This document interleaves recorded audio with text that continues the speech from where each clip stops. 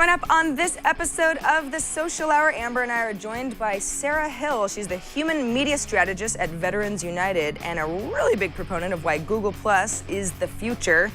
Also in the future, Facebook's DeepFace. Why does it sound like that? Cloak is an app that allows you to be less social, and a whole lot more coming up next. Netcasts you love. From people you trust. This is Twit. Bandwidth for the Social Hour is brought to you by Cashfly at CACHEFLY.com. This is The Social Hour with Sarah Lane and Amber MacArthur, episode 154, recorded Thursday, March 20th, 2014. This episode of The Social Hour is brought to you by 99 Designs, the world's largest graphic design marketplace. 99 Designs connects businesses seeking quality, affordable designs with a community of more than 280,000 graphic designers. Visit 99designs.com/social hour and receive a free Power Pack upgrade valued at $99. Hello, everyone, and welcome to another edition of The Social Hour from Twit World headquarters in Petaluma, California, where it's really starting to feel like spring. I'm Sarah Lane. And I'm Amber MacArthur, and I'm back in Florida again this week. I'm just outside Delray Beach, a beautiful little area in South Florida. And it's very warm and sunny here, Sarah, and it's nice to talk to you again. Well, it's nice to talk to you. And Amber, you are looking pretty sunny and refreshed after just a week down in sunny Florida. And I have to say I'm a little jealous. It's nice weather here, but it's no Delray Beach. Yeah, it's nice. It's good to get away and escape the cold once again. So no complaints from me at all. And hello to anyone who is watching from the Great White North. I will be back there soon enough, and I'm sure we'll have some type of spring snowstorm like we do every year. And I will remember these days fondly of being in the sun. So Amber, you and I have talked offline outside of the show a little bit about the fact that, we love each other's company, but we need more guests. We love having guests on to talk about the cool stuff that they're doing, certainly in the social space and online in general. And you found somebody for us today. Would you like to introduce her? Yeah, I would love to. You know, in the early days of Google Plus, one of the first people I started to really follow, her name is Sarah Hill, another Sarah, and was really following how she was using Google Plus, how she was building community there. Today, she's working with Veterans United Networks and doing a lot of great work, not just with Google Plus, but also with Glass. And I'm always amazed with the amount of amazing stories she shares about using social media in a really positive way. And we are so happy that she is joining us today. And she is also wearing Glass today, I think. It's Sarah Hill, the human media strategist, which is a great title, over at Veterans United. Welcome, Sarah. Great. Thanks so much for joining us. High five to all of you. It's great to see you. Thanks for having me. I'm excited to share about some of the things we're working on and using some of this technology for good. So Sarah, I spent some time on your Google Plus page, and my first reaction was like, whoa, several million people have you in circles on Google Plus. You know, I thought I had a lot of friends on Google Plus, but you've really managed to make this a thriving network for yourself. Did you find that to be challenging? How does Google Plus specifically work for you? Well, don't equate followers with engagement, right? Because we all know that there's a difference between having a large amount of followers. There can be people who have a small amount of following and have more engagement. So it's all about interacting with people and how you interact with people. I've always been geeked out about the ability to have a human media connection as far as not just text-based social media. For years, we've been chatting with individuals' avatars, right? On all of those text-based social platforms. Now via Google Plus and Google Plus Hangouts, we have the ability to have a social media conversation, a human face-to-face conversation live via social media. So I got started as a journalist at the NBC affiliate here in town in Columbia, Missouri, at KLMU TV. And we always had that social media text-based back channel where we would chat with our viewers' avatars. But I was intrigued when I opened up a Hangout and allowed other individuals to come into that conversation and talk with us live. I think there's value in connecting with people face-to-face. Science shows that eye contact reduces hostilities online, and it possesses a unique ability to reduce the physical space between you and your customers or your viewers and place you essentially right around the corner from your key influencers, as opposed to being someplace far away where you're just chatting with a still photo, still avatar. So human media, I think, has a bright future, not only for connecting charities, for giving people a platform in which to share, but also for business. It's not just going to be e-commerce in the future. It's going to be c-commerce, where we are looking and interacting with people and understanding their body language. So you made the move from the broadcast world to working with Veterans United. Can you talk about the work that you do with Veterans United? I mean, it's a very different type of work. And can you talk about how you're integrating different social media tools and communities into your work there? Yeah, surprisingly, it's really similar. I was a broadcaster in my former life, and now I am a brand broadcaster. Veterans United is actually owned by a home loan company, Veterans United Home Loans, and they provide VA loans, help veterans use their VA benefit in order to purchase a home and realize that dream of home ownership. So I tell stories about veterans and military families. We travel all over the nation, and we tell video stories. We also broadcast. We do broadcasts with veterans. We amplify different veterans charities. Via Google Plus Hangout. We hang out with veterans a lot and individuals who are interested in military proud content, and we try to develop a closer relationship with them. Sarah, I have to ask you about the Google Glass. I know you're a proud glass explorer, as those who are part of the initial run are called, and you're wearing them. And at least in Silicon Valley, there's a little bit of a controversy right now on the etiquette of Google Glass, what it all means. Should we all have the ability to record other people without them necessarily knowing if we're doing so? You're enthusiastic about it. What's your stance on the future of this technology and how it seems to make some people uncomfortable? Mm-hmm. Enthusiastic about it and its ability to enhance the lives of others, okay? There are several different uses for a variety of devices, and it just doesn't have to be one use. So we at Veterans United are using this device as essentially the ability to take our veterans to a place they might not otherwise be able to see.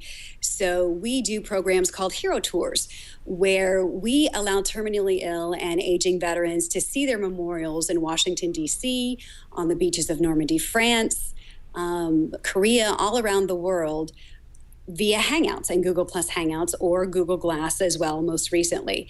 So that's how we are using Glass for good. Glass has many, many different use cases. So to judge it just by one of its functions, which is recording photos and videos, might be an inaccurate description. But as far as how we're using it at the Veterans United Network, we are using it to capture video, to provide point of view perspective, to allow veterans to see through our eyes what they might not be able to experience and experience that live in real time. So, as far as how is Glass viewed here in Missouri, in Columbia, Missouri, it's really new. I would say there's probably only about a dozen Glass Explorers here in Missouri. People don't fear the technology. We share it a lot every time we go to speak at an event or with a classroom. We allow those individuals to try it on.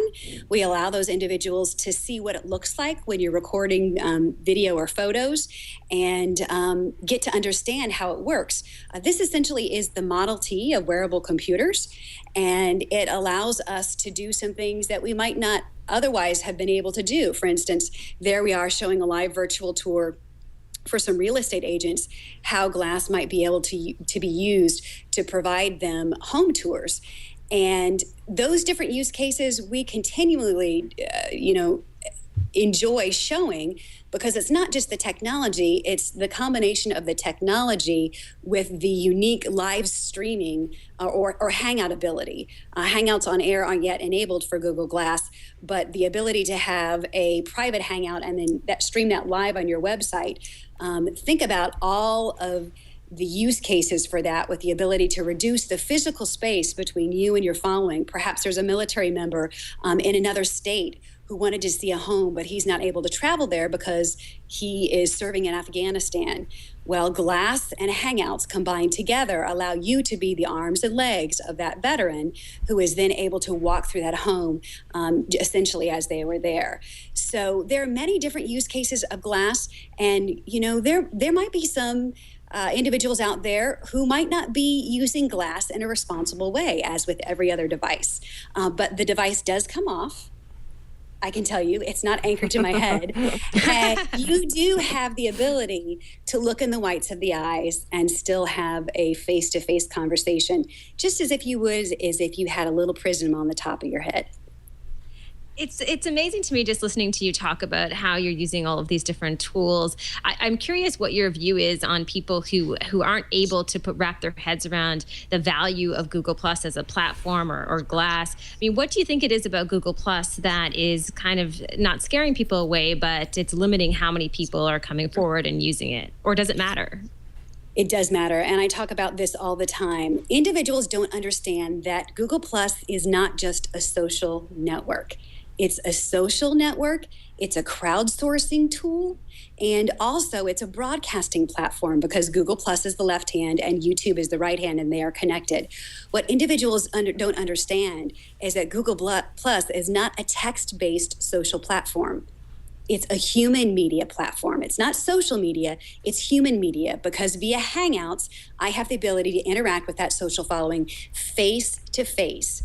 And every time I use or post on Google Plus, it creates, as you know, Google Juice for SEO that has the potential to increase your rankings in search. So individuals come to Google Plus and they're like, what is this? Is this the same horse of social media? Well, I'll ride it like a horse. But what people don't understand is it's not a horse, it's a centaur, right? It's half human and half horse. And the more that we start realizing with Hangouts and face-to-face communication that is a new layer of social. That's not social media, that's human media that we're now talking about via live video streaming. People will become better able to understand that. Look at what's happening with helpouts, right? That's human media in the middle of a crowdsourcing tool with a c-commerce layer attached to that.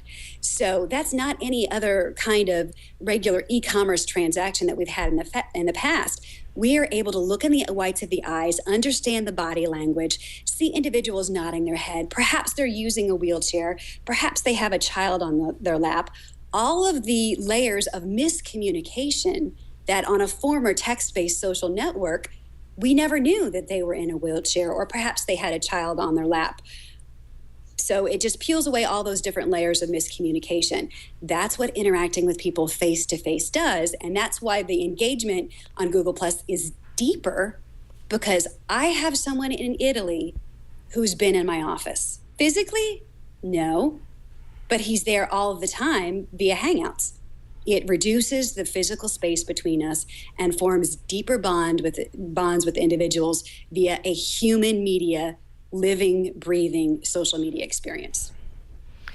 Amber, I think we need to give Google Plus not another try because we're obviously using it, but I think Sarah really, she's really got it down. Not that there are not other social networks that connect people, but in a way, all of the tools with Google Plus really are there perhaps more than what you could achieve with Facebook, certainly with Twitter, or any of the other photo/video-based networking tools. It's that, and it's the crowdsourcing platform. I know when you asked us to join me via Skype, I was like, why Skype? Because if it was a Hangout, we would have the ability to invite others into that conversation. It would create Google Juice, and also it would stream live on YouTube. So it's the combination of all of those together that makes it unique. It's not just the face-to-face interaction. We've had that for a long time via Skype, but this is streaming live in a place where people are naturally going to go and seek out to consume information and content. So you put that all together, and that is a whole new layer of social that we all are just beginning to scratch the surface. Do you think that perhaps Google Plus and Hangouts and these different tools, do you think they frighten people? I mean, is there something about anonymity that people like online, clearly, and they like that it is just text-based? Mm-hmm. Absolutely. And that's not to say that, you throw your Twitter or your Facebook or any of your social media accounts out. You look at my profile, I post in all of those different areas because there is a time for text-based communication, but there's also a time for live real-time communication. Think of a journalist and a journalist reporting an event.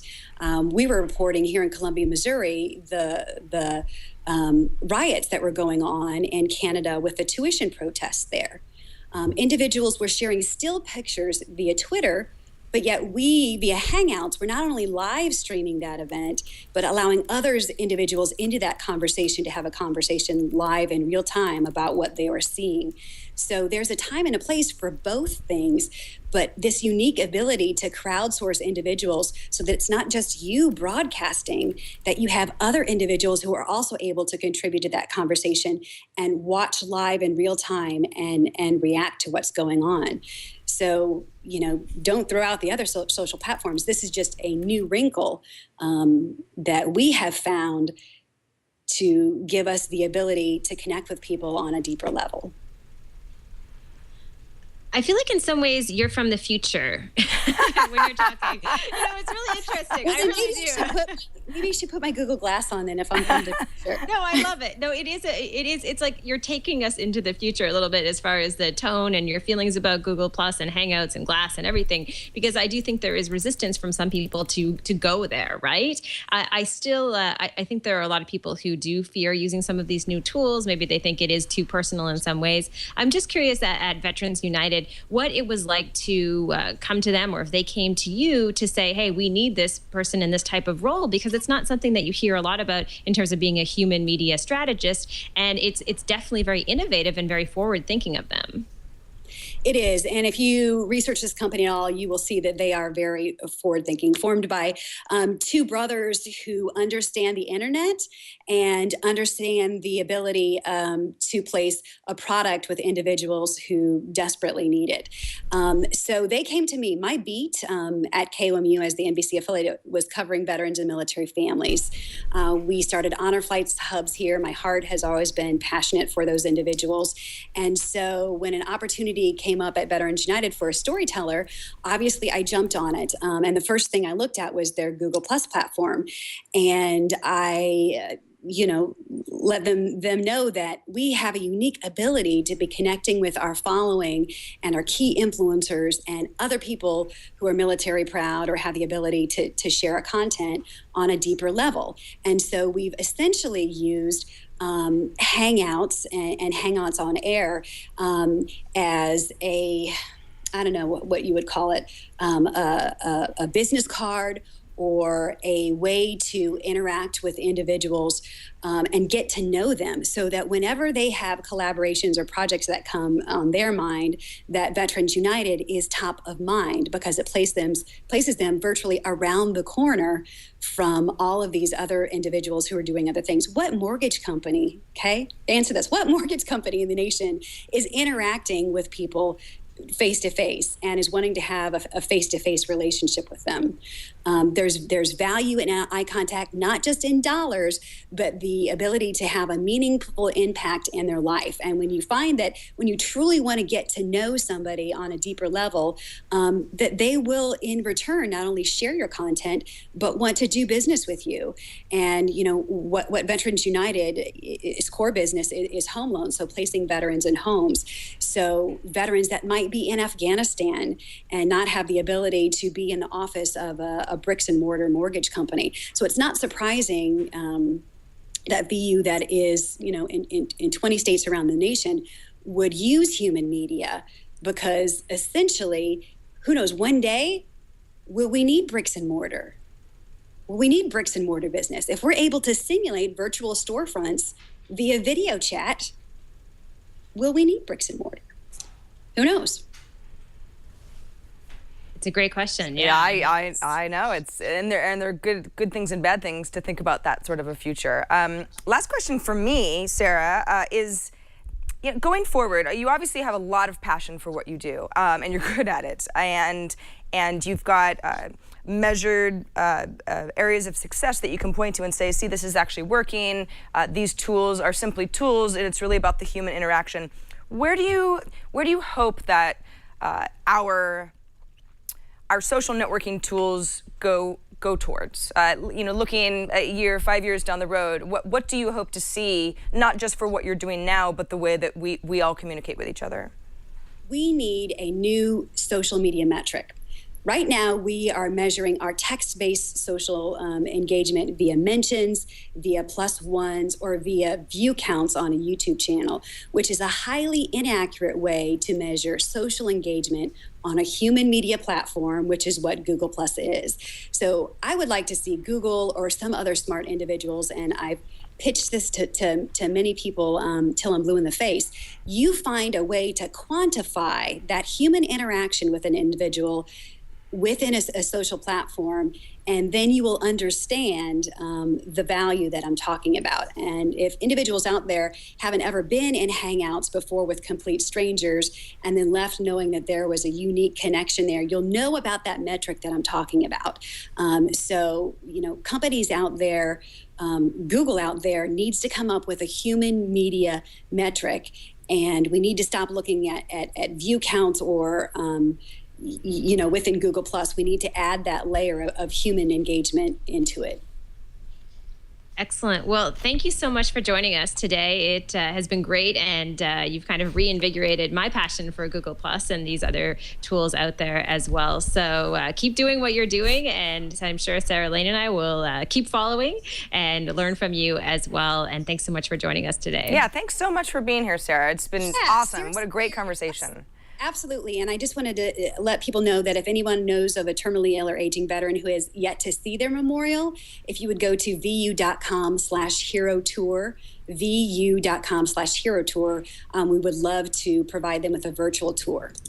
Amazing. Yes, do and tell somebody, even if that's not you, who might be able to benefit from this. Thanks again so much, Sarah, for being here today. My pleasure, girls. I love your work, and I was honored to be a part of your program. Thank you. All right. Thanks so much. Amber. We'll see you on Well, Google that Plus. Okay. Amber, that was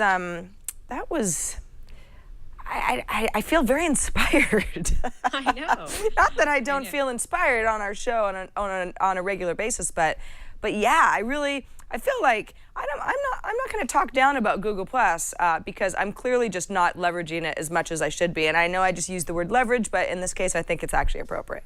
Yeah, I mean, I think Sarah is a perfect example of someone who's gone really deep with the different tools that Google offers, and just a perfect use case scenario of how all of these tools work really well. So it's great to have her on, because I don't think we've had anyone who really specializes in the Google platform on the show. I mean, we've had people who are maybe experts on Twitter and Facebook and other tools. Yeah. But it's nice to get her perspective. And I mean, you can just feel it. She lives and breathes this day in and day out. So really fun to have her on. And I should mention that next week, Sarah, we do have Mark Cuban confirmed to come on and talk about his app, Cyber Dust. So that will be fun as well. I am so excited. I'm going to brush up on my basketball trivia. No, I'm just kidding. We'll probably not talk too much about basketball with Mark. But yes, no, that's great. We're gonna put a little bit more emphasis on guests, because I think Amber and I, as do all of you, learn from the more people who are not only passionate about this space, but doing things that maybe we're not doing. Sarah Hill is such a perfect example of that.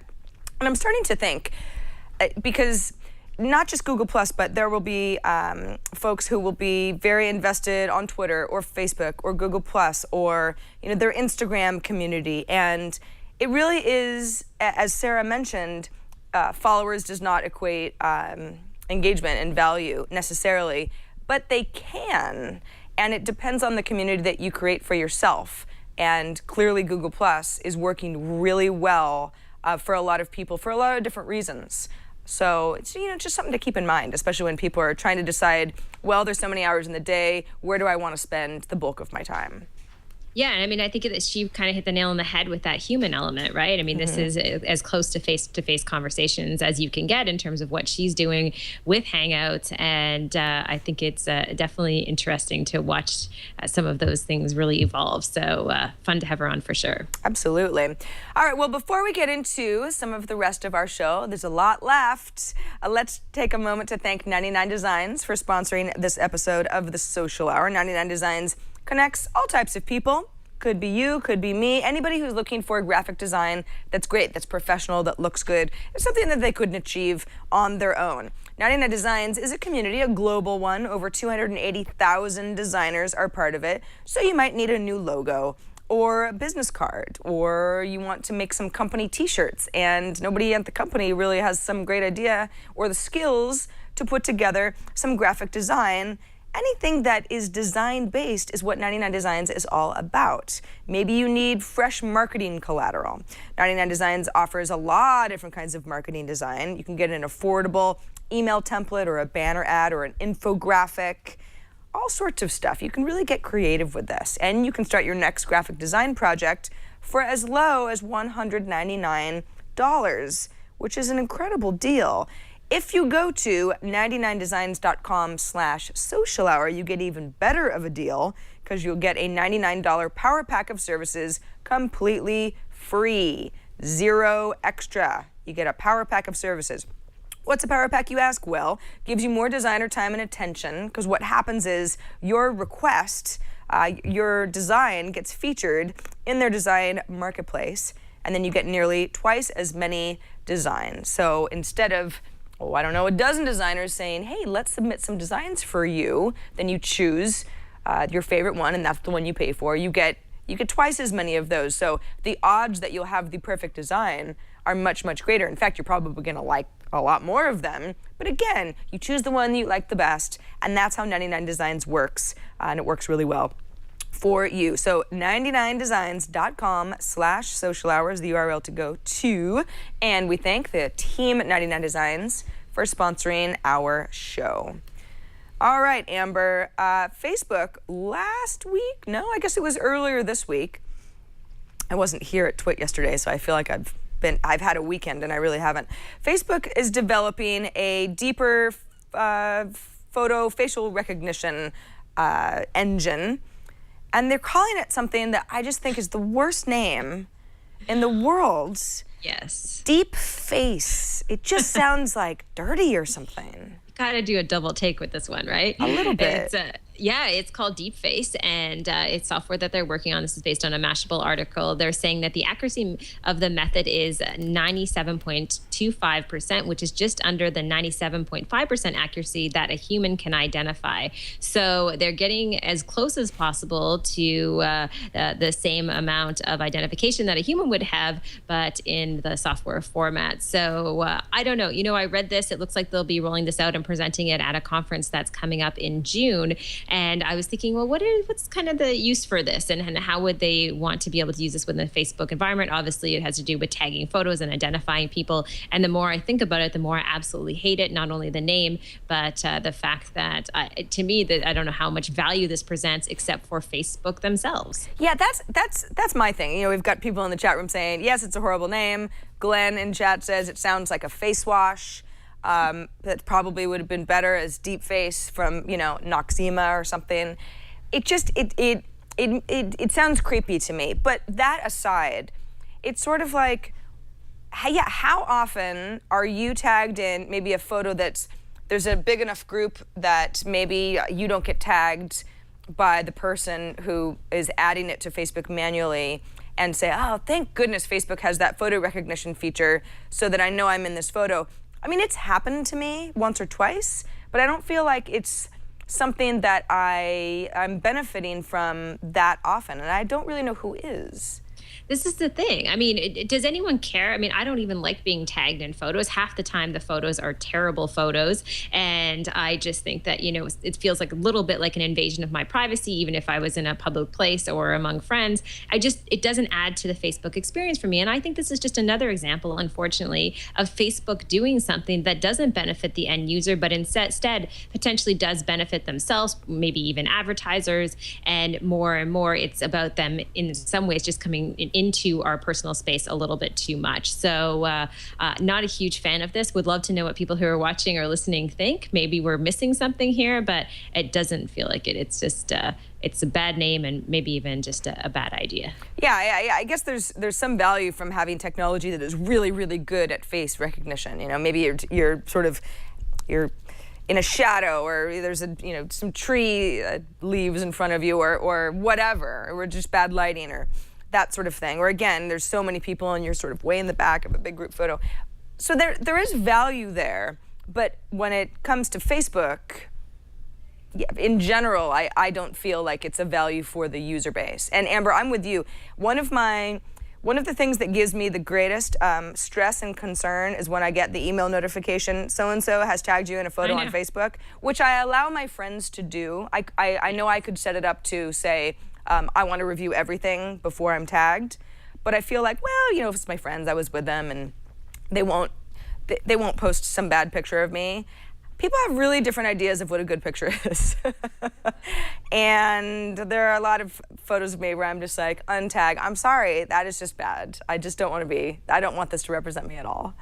Yeah, you know, I shouldn't reveal this, but I had a party at my house a few years ago in the call for help days, I believe. And there were 2 police officers who had shown up, and they were friends of mine, and they were just joking around with another friend of mine, and they actually put handcuffs on her, and someone took a picture, and that individual uploaded that picture to Facebook. And of course, my friend who was in the handcuffs, she's thinking, okay, this is totally out of context. It doesn't make any sense. It was just a fun little joke. And all of a sudden, she's there on Facebook. Everybody knows who she is. So there are plenty of examples of how this can go terribly wrong. So not a huge fan.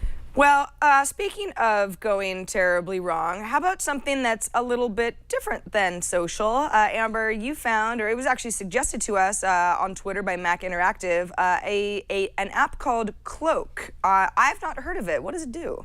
This is an antisocial app, and I think we've had a few of these that we've sort of touched on the show. What this does is that it takes public information data from networks like Foursquare and Instagram, so that you would know if there are people who you know who are nearby, and then you can run the other way. I mean, essentially, that's what they're trying to do, is to allow you to stay away from the people you know if you aren't all that social.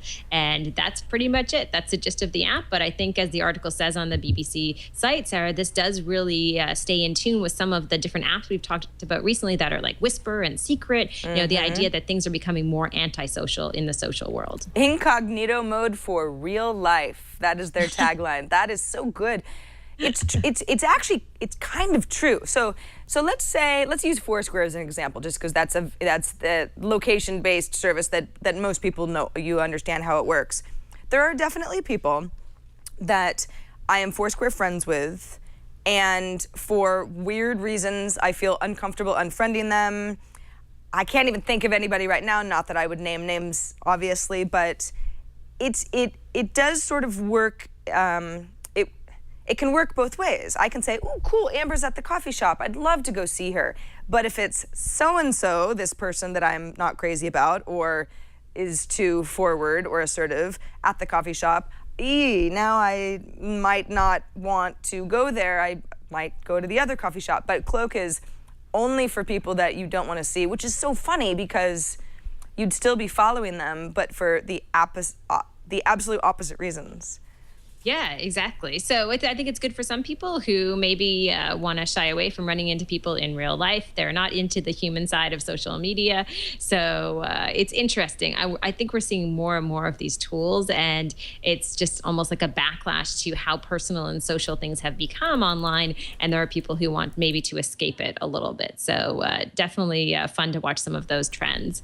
And Sarah, for our social tip of the week, I know a few weeks ago I had mentioned that Pinterest sends out a newsletter to business owners who want to learn how to do a better job of pinning. And I subscribe to the newsletter. It's really, really great. And I thought I would share some of the tips that they had this week because I think they're really simple and really effective. And the article is just 3 ways to improve your pins on Pinterest. So we haven't talked about Pinterest for a while, and I know you're a fan. So a couple of tips include vertical pins work better. So if you are taking images, you want to have those images organized vertically, stacked on top of one another. That's just the way that Pinterest will work better in the long run for you.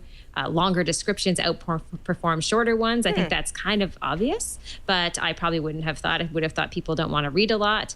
And positive aspirational messages resonate. Again, I think that's pretty obvious, but just some added tips for people who want to be more effective on Pinterest, particularly if you're using it to build your own personal brand or maybe a brand you work for. Yeah, I think that Pinterest and many other networks, but Pinterest specifically, benefits from people saying, it's so fun when I'm on Pinterest, I'm learning how to do all this new stuff, and yeah, in general, Amber's boards are always positive. I feel good about it. She's teaching me how to get better on Google Plus or make a certain dish, or hey, inspire me to, well, I was gonna say decorate my nursery, but that wouldn't be me, but somebody that's just, I don't know, I have a friend doing that right now. Like that, Sarah. Right, it's just, no rumors, please. It's not about me. But yeah, I think that some of that stuff does seem kind of obvious, but it's a good reminder, especially when you're looking to build a brand. Pinterest is a great place to do that, but there is kind of a style that there are good guidelines that people can follow and get better engagement. Yeah, and one of the things I find just about my own Pinterest account is that it can get messy pretty quickly on Pinterest, right? I mean, it almost reminds me, definitely doesn't remind me of MySpace, but you know how MySpace could go the wrong way, go sideways pretty quickly as far as the design of your account and page. Pinterest feels a little bit like that. You can have a really ugly Pinterest page because you're just not being effective with the type of images you're pinning and the way that you're posting. So before you go down that road and get into that territory, it's a good idea to kind of clean it up and make it look better. Oh yeah, this is my Pinterest page, so we'll see what this looks like. There you go. It's okay. I think it looks very nice. Mine it's I don't know. I'm such a Pinterest lurker. I use it just to. It's like I'm just browsing a fashion magazine half the time that I'm on Pinterest, but I still get a lot of joy out of it. But again, there are certain pages that work better for me. Certain boards, I should call them, not pages. And yeah, it applies to all of us, no matter what you're doing. All right, Amber, for our spotlight of the week, this is actually this is a great little site. It's called interviewly.com, so interviewly.com.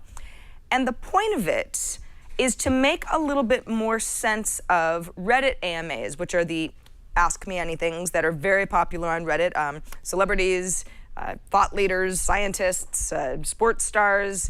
AMAs are a big part of the Reddit culture. The only thing about Reddit is it can be a little difficult to follow the conversation if you're actually looking at it in Reddit form, because it's text-based. Things get threaded, questions get asked, and there's an upvote, downvote process on Reddit for anybody who's familiar with how Reddit works. And so you kind of get what looks like sometimes a long, convoluted email thread, which can be consumed, but sometimes feels really unorganized. Interviewly basically takes these Reddit AMAs that have already happened, that already exist, and all the information's already there, and puts them into a format that is more readable, more visual, gives you a little bit more of like a overview as to, okay, we're looking at Bill Murray's, let's ask him some questions, and then you've got his answers to these specific questions, almost as if it's more of a linear interview, which is a great idea, and I don't know. I've had a good time, especially because some of these AMAs I haven't read anyway. Like the Bill Murray AMA, I haven't even read. Some of the celebrity interviews I have read before, but it's still fun to go back and look through all of them. And again, there are a lot of different kinds of people who are featured on AMAs. Anybody can do one. I mean, I did one, but the people that might be heroes or mentors or someone to look up to, it's kind of fun to read them this way. It's so cool. I just literally jumped into it right now, Sarah, as you were talking about it, and I found an AMA from Bill Nye, the science guy. And one of the questions is, do you and Neil deGrasse Tyson hang out regularly? If so, what do you talk about? And the answer from Bill Nye is astrophysics, the business of television, baseball, wine, and women. And it's just kind of fun, like you said, to dive into it in a much more attractive format and just easier to read overall. It is. It's great. And the nice thing about AMAs is, and sometimes they go horribly wrong. Woody Harrelson is a great example of an AMA that it just didn't work. He didn't really understand the way that the medium is supposed to be approached. But for the most part, you end up learning a lot of really cool things about people because you're getting questions that are sometimes very relevant and sometimes very left field. The Reddit community likes to kind of throw those curveballs in general. And when somebody wants to be forthcoming and also a good sport, you end up getting all of these answers about people that there's just really refreshing. I remember Molly Ringwald did an AMA. She's, for anybody who's a little too young, she was a very, very popular actress in the 80s, some of my very favorite movies from childhood, and she did one recently, and she was like super hip as far as the internet culture goes and kind of the online life, and I remember thinking that is the coolest, because that's just the last thing I would ever know about somebody. Yeah, no, there's a few. There's one in particular recently I remember. I can't remember who it was, but it was a very candid conversation. I think that's what you get out of some of these AMAs, is just how authentic people are, and how casual they become just because of the nature of the platform. I mean, they're probably used to having a camera stuck in their face, and all of a sudden they're just simply able to share and write, and it's probably a nice way to be able to have conversations for them. So that's a really cool site though. I did not see that before. So thanks for sharing that. Yeah, I just tweeted I know. it, Sarah, already. Yeah. All right. Awesome. Woo. I don't remember where I found it either. So I can't say I can take much credit, because I certainly didn't make this, but I'm happy to pass it along. All right, moving on. What is our social marketing spotlight of the week, Amber? Well, I think we've talked about how some marketers are using Vine, and we've talked definitely in the past about certain Vine celebrities, people that really aren't known anywhere else on the internet, but they do have a large following on Vine. So I thought this was an interesting article from Advertising Age, where they were mentioning that Vine comedians are emerging as the latest hot property for brands. So they were mentioning that a lot of comedians, or people who want to be comedians, aspiring comedians, are going to Vine. There's one video here of this guy, I believe he's from France perhaps, and he's having a conversation with a little squirrel, and how they're building up their reputation as comedians through these tiny little micro videos, and brands are jumping on to try to work with them to create their own content. So it's very niche, and I think this speaks to the reason, Sarah, that we want to have more guests on the show, because we cannot possibly be experts in all these different platforms of people who are diving this deep into these different worlds.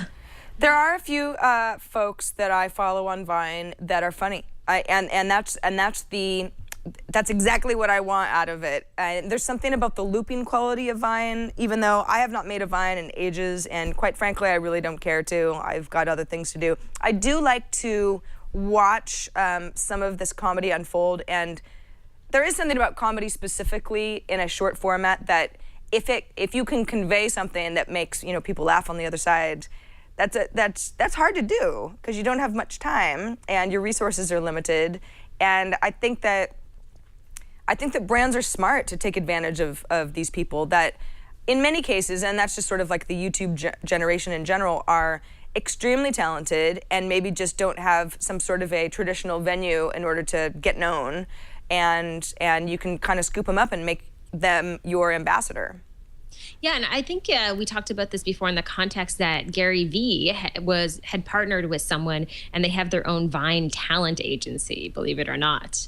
And it is just to discover people who are big Vine stars. We've gone well beyond the YouTube world into these different platforms, and there are stars making a name for themselves all over the place. So it's kind of fun to be able to watch that evolve. Yeah, absolutely. I didn't know. I mean, it's funny. It's like that just goes to show you how quickly these social networks explode with popularity. Is there can be a talent agency just for Vine.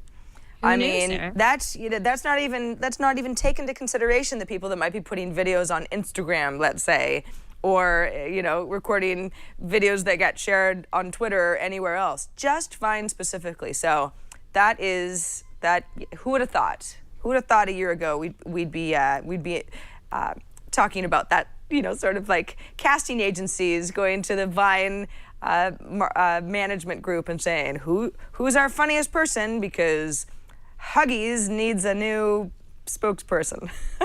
It's random, what is it with right? me and babies today? Sarah, Huggies, you have to nurseries. stop. I'm trying, as your friend, I'm trying to protect you. You have to stop. That's enough. I'm gonna pull the ripcord. All right, let's move on to. Pull the cord, Sarah. Oh, okay. All right.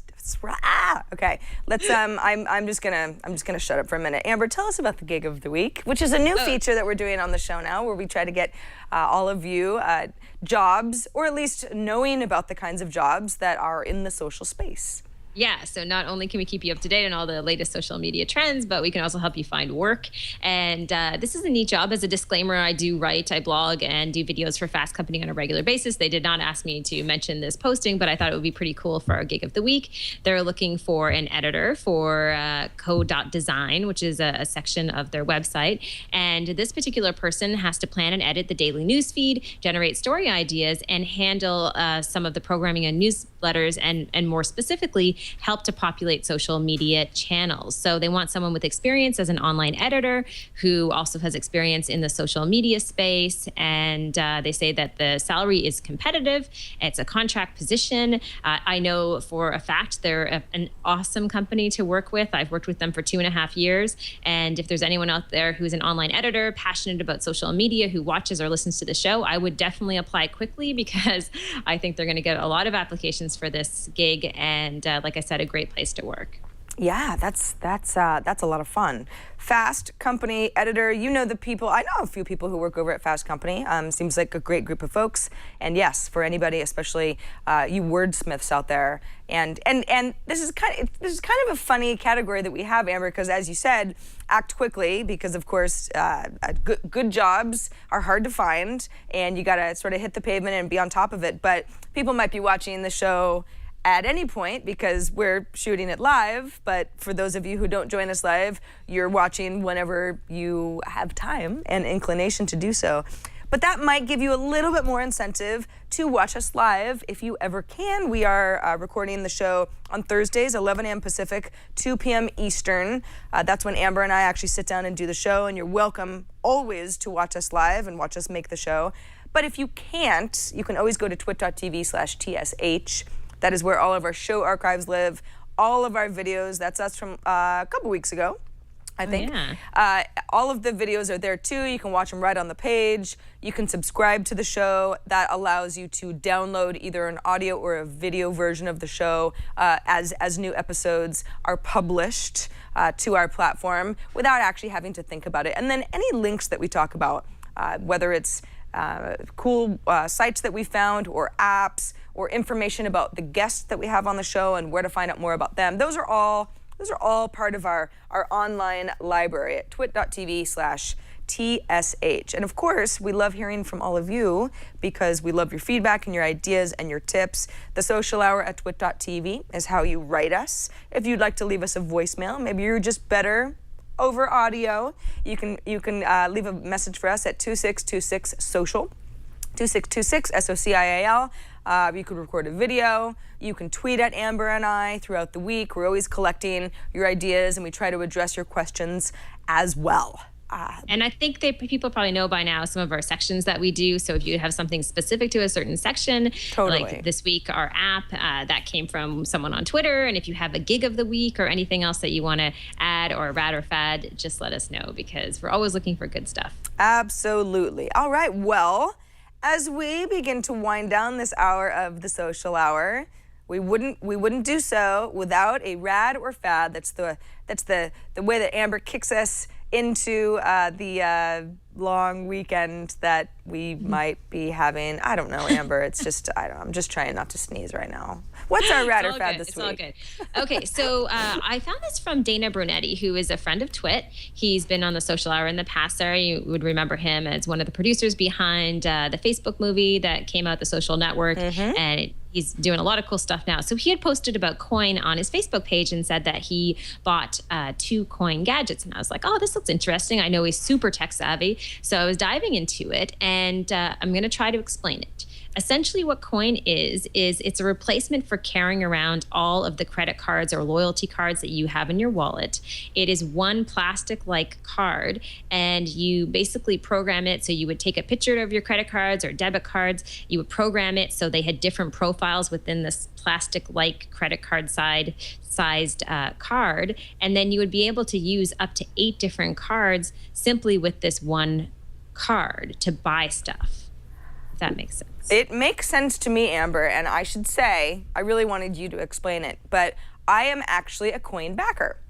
Oh, cool. Yeah, so Awesome. the first time I heard about this was last year, and yeah, we're actually watching a really good demonstrational video that was put together from the team there, and at that time, it was just really a conceptual idea. They didn't have a prototype to show anybody, but I thought, well, as somebody who, I actually lost I didn't lose my wallet recently, but if you must know, I dropped my wallet in a toilet and it was tragically lost forever. So what I've been doing since then is literally carrying around a bunch of cards that I might need in my various purses, and I'm always leaving things, I'm forgetting where, and then I've got my gym card and I don't have one, and it's a mess. It's an absolute mess. So the idea of this, and again, I don't have a coin card yet, nobody does, but it was $50 to be a backer, and the idea of it, if it works correctly, is worth the money to me for sure, because I want to carry less things. I want to have a nice smaller wallet with me, and I like the idea of consolidating my cards. Of course, there are some concerns where people say, well, is it completely secure? If somebody takes your coin card, then do they have access to 5 of your credit cards rather than just 1 if they were to take those? And I'm not exactly sure how some of that is going to be addressed, but the concept is great. I'm with you. I think it's amazing. I just recently this year, I got a little smartphone case that has placements in it for your credit cards. And I have so many cards, probably, 5 or 6, maybe 7, that I carry around on a regular basis that I actually ended up ripping the case. And I lost a card recently that just fell out. It's like we have so much technology to do so many amazing things, Sarah, and yet when it comes to actually having a wallet that will fit your phone and not having to carry a lot around, we still haven't figured it out. So I love this. When I saw this, I thought this is awesome. I think the price point is about $100 now. I think you could get it early on for $50. Yeah. But it just seems like a really cool solution, and if it works well and works everywhere, I think it could replace a lot of the pain that people have with carrying so many cards on them at once. Yeah, it looks like you can still pre-order for $55 if you're interested in doing so. We've got some people on both sides of the board, at least in chat. Some people are saying, this is just never going to ship. Other people saying, this just seems like some sort of a kind of a nightmare because your information will be on some of their servers somewhere, and as we know, many secure servers end up not being so secure, and companies are getting hacked all the time. And yeah, there are things to address, but conceptually, I think it's pretty rad. Yeah, I think it is definitely pretty rad. And I think, maybe this is just the first iteration, right, Sarah? It could improve over time and could get even better. I know it seems like it's just early days, but I think it's rad. And anything to help me not have to carry around a large bag or a wallet that breaks, I am totally for. So it would be a big fat rad this week. We had a rad last week as well. And who knows next week, Sarah? Who knows? Who knows? Big fat rad 2 weeks in a row. You never know. All right, well, Amber, we have come to the end of our hour. Thanks to everybody for watching, for listening, for downloading the show, for being with us on your commute, for telling a friend that Sarah and Amber are pretty cool and you should listen to us, or, be part of the conversation with us. Remember, we are live Thursdays, 11 a.m. Pacific, 2 p.m. Eastern. Our website is twit.tv/TSH. I'll be in Petaluma next week when I see you again. Amber, will you still be in Florida?